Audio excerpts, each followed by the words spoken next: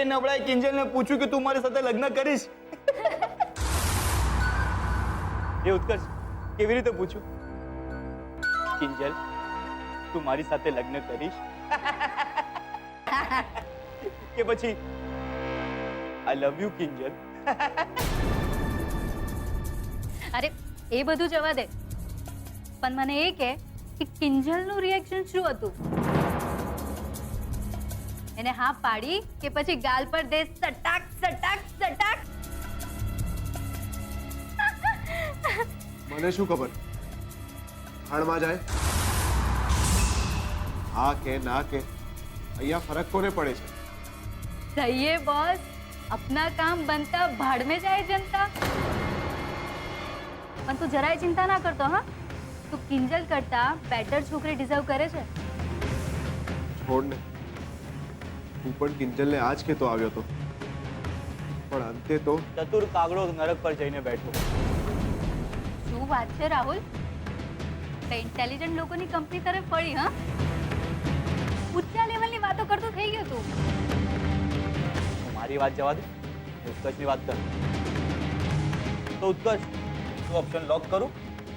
બદલે કી આગ.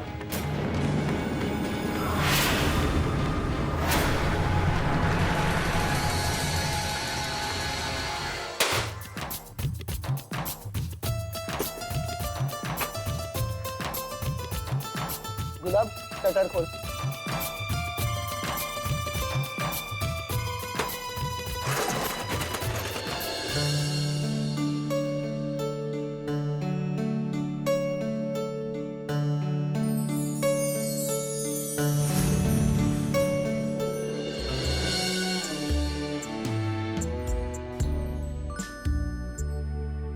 Mohan uncle please.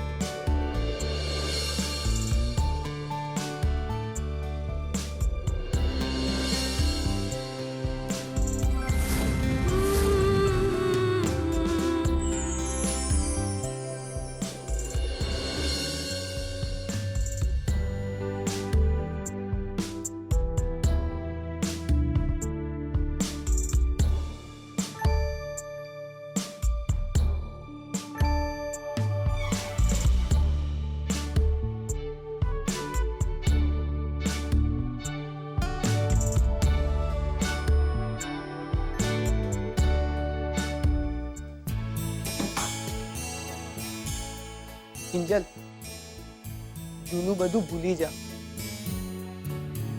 હવે તો દુકાન શરૂ થઈ ગઈ છે ને.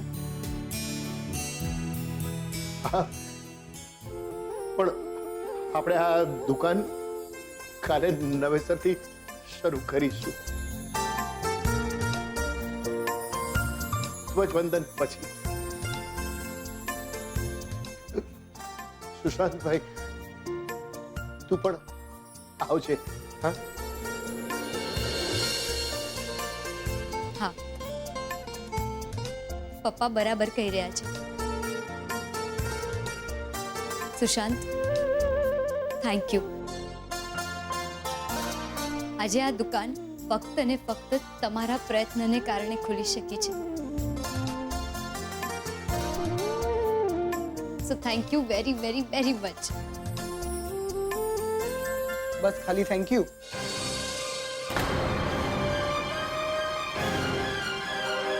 મેં આ બધું માત્ર તારા મોડેથી થેન્ક યુ સાંભળવા માટે કર્યું છે.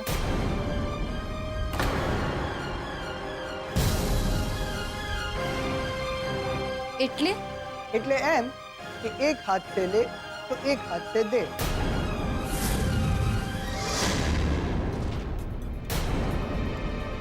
કિંજલ, ટેન્શન ના લે. મારે તારી સાથે લગ્ન નથી કરવા.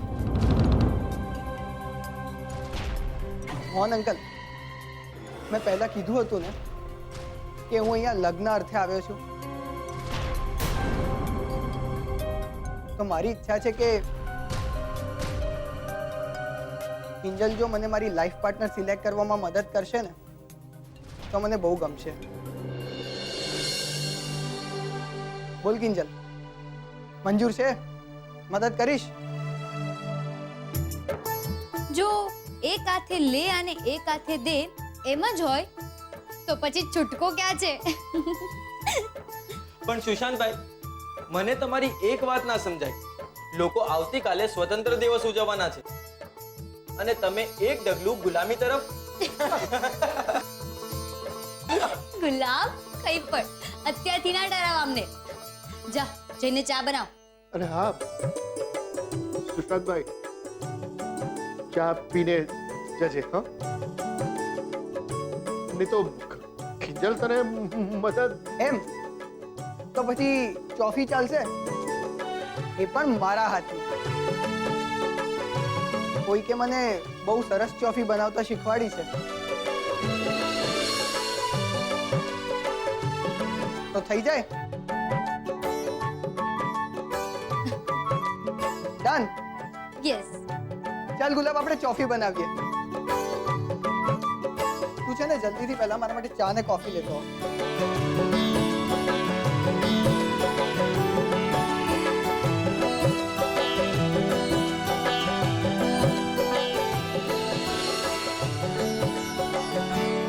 અને હવે ગેસ ચાલુ કર જલ્દી. ઉતારીની હવે શું થયું? ગેસ જ પતી ગયો છે. તું પણ ને ગુલાબ, ચાલ આપણે કંઈક કરીએ. લોકો કહે છે માણસો અમેરિકા જઈને બદલાઈ જાય. સુશાંત પણ કેટલો બદલાઈ ગયો છે.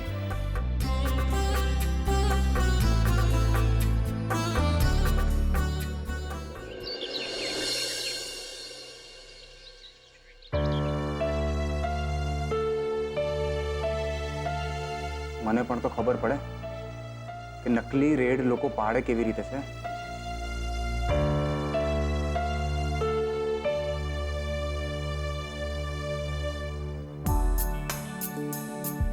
ઓહો, આજે આટલી બધી મહેરબાની કેમ?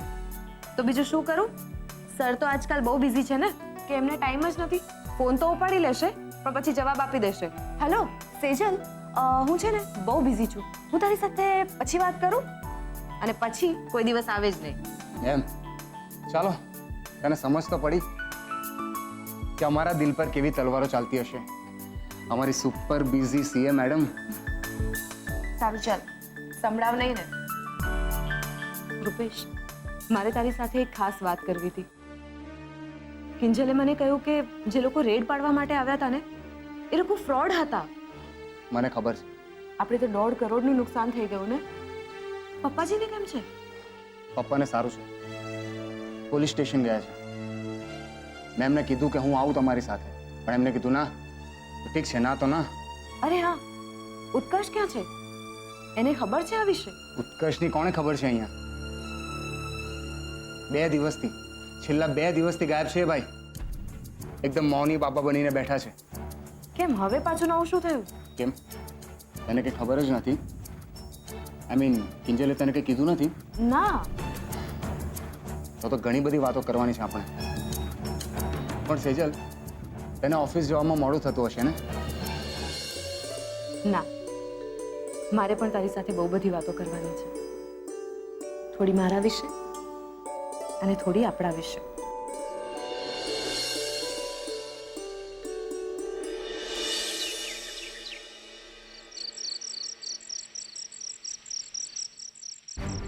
હમણાં તો બહુ બોલતી હતી ને, બહુ ભાષણ આપતી હતી. હવે કેમ તારું મોઢું બંધ થઈ ગયું? મારી તાપીનગરની રાણી. માર માર એના મોઢા પર કોફી.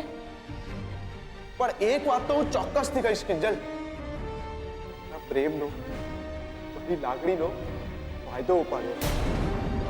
હું પણ તો આજે જોઉં કે આ કિંજલ ભટ્ટ એના સ્વાર્થ માટે કેટલી હદો પાર કરી શકે છે.